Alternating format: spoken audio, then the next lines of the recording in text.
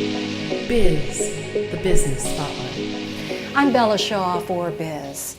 Kristine Barry-Olsen was a mere teenager when her father, who was a character veteran Western actor by the name of Don "Red" Barry, took his own life. And it was such a horrible and horrific time in her life, and she had no one to turn to. But Kristine is now here to bring suicide out of the closet, as it were, not to depress us, but to impress us. And it's so good to see you, Kristine. That's right. Thank you. It is a thrill to be here. Nobody talked about suicide back then. The stigma was so strong that we had that barrier to try to break through as well. And it's been 33 years, and that stigma is still active today. It's still dictating how we talk about suicide today. And of course your father was a macho man. He was in all these westerns, you know. Most people said, his ego was way too big to do anything like this big thing of actually taking his own life. What they weren't understanding was the mental illness that my father suffered probably most of his life.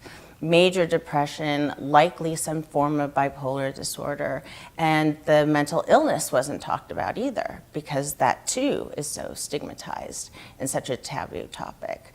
So often I'll use the term like his own silent cancer that he just suffered with alone, until one day on July 17th, 1980, his pain threshold couldn't take it anymore. And it is a pain, it is a psychological pain. Because a lot of people have the misconception that suicide is hereditary. It's not hereditary. No, it is not. Mental illness is. Mental illness is. And yes, in my family there's a couple, because my father's father also died of suicide. But he was an alcoholic struggling with mental illness the best way he knew how at the time. It wasn't being diagnosed. Nobody was treating it. And we could have mental wellness if we talk about it. The face of suicide isn't that depressed person in the corner rocking back and forth. They look like you and I today. And I think that's what's so scary for a lot of people. It's like if this could be them, then that means it could be me as well. And there's so much more going on inside the mind of the person who is really suffering. And the 36 million we have lost to age, which is just an extraordinary number. And that number, I believe, was taken from the World Health Organization from around 1980.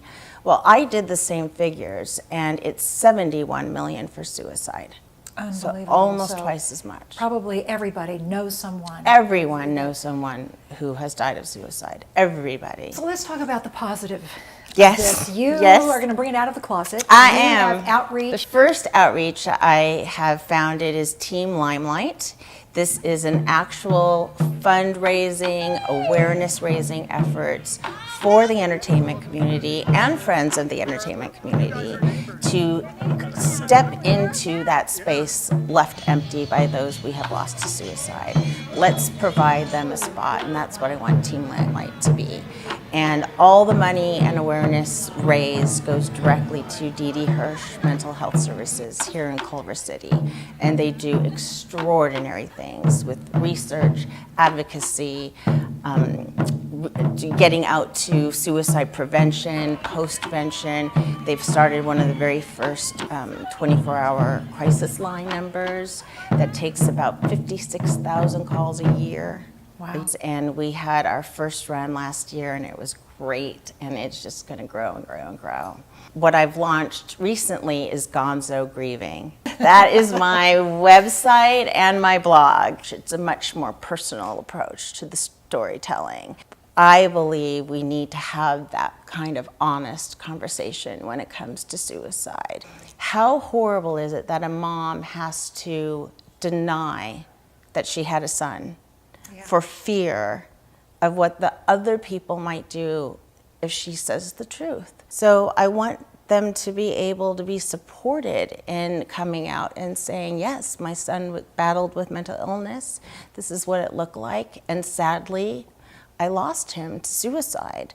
And there are ways that we can fix that. And these are the ways that I'm working on to heal myself and to settle into what my new normal is going to become. This is the place where you are going to be supported to talk about your suicide loss in an unedited, unfiltered way. Even within suicide groups, there's still certain fears that keep us from being completely, don't say it quite like that, and make sure you say it more like this. And when you're in the middle of grief, you can't be concerned with how I'm saying it. You want to be able to speak your truth. Once your truth is out of you, then you can look at it and face it and deal with it, and have people help you in very inspiring and uplifting ways. Anytime I see it in the news or in any kind of media form, Gonzo Grieving will have a new blog by me. Thank you. Thank you.